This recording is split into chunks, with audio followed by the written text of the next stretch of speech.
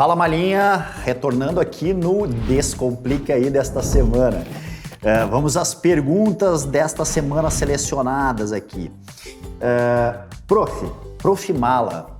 Cara, a gente dá uma liberdade para essas meninas, né, José? Cara, Prof. Mala, que liberdade, cara. Mas vamos lá. A Maíse diz assim, uma parada que sempre me dá um nó na cabeça é em relação aos eletrodos da corrente russa e corrente Alce. Daí ela pergunta, tem uma posição correta para o positivo e negativo ou é simplesmente manter os pares casados nos grupos musculares? Então vamos lá, galera. Negativo e positivo se a gente tivesse um equipamento polarizado, tá? Como o equipamento de corrente russa e corrente Alce é despolarizado, some esta ideia aqui de positivo e negativo, galera. Não existe positivo e negativo, tá? Existe da onde a corrente sai, para onde a corrente vai, tá? Mas não positivo e negativo em relação ao efeito polar, tá? Se tivesse positivo e negativo em relação ao efeito polar, a gente teria que ter mais cuidado com a questão dos tempos de aplicação. E na corrente russa e corrente Alce, a gente pode usar tempos elevados sem problema nenhum de queimar a cliente, tá? Então aqui fica uma situação interessante, tá? Deixa eu ver aqui, porque ela seguiu na pergunta, tá? E daí ela pergunta se eles têm que estar juntos, né, nos grupos musculares. Então sim, né, pessoal? Então aqui, ó, eles teriam que estar juntos, né? Se eu estivesse pensando aqui no meu antebraço, ó, lá no meio do antebraço, eles têm que estar juntos, tá? Esse casal aqui, né, eles têm que estar juntos. Então saiu lá de um canal 2 eletrodos, né, 2 fios, esses fios têm que estar juntos, tá? E ainda mais, a gente já falou em várias lives sobre isso, tá? Seguir no sentido da fibra muscular, pessoal. Então baixem mapas baixem mapas anatômicos com o sentido das fibras musculares. Bem importante essa parada, tá? A Leônia pergunta o seguinte, professor, sobre o tempo de aplicação da radiofrequência.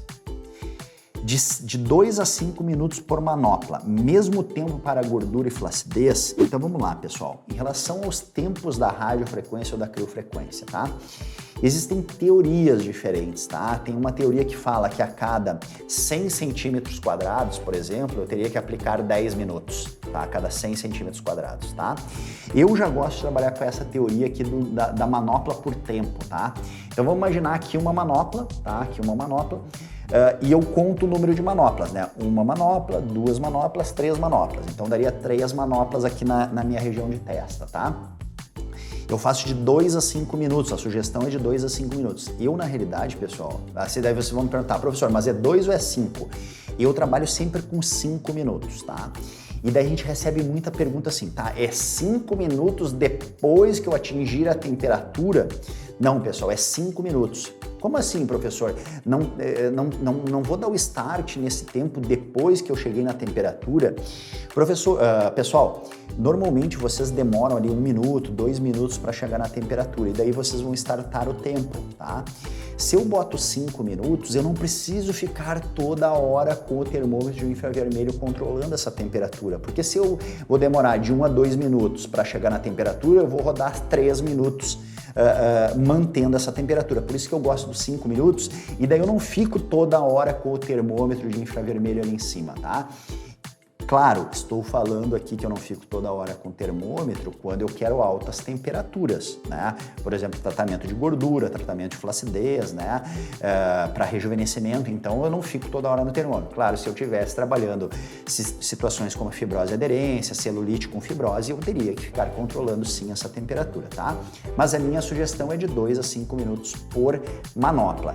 Independente, pessoal, se é tratamento de gordura, de flacidez, de celulite, é sempre o mesmo padrão de tempo, tá? Não deixe essas paradas confundirem a cabeça de vocês. Dica da semana do Descomplique aí.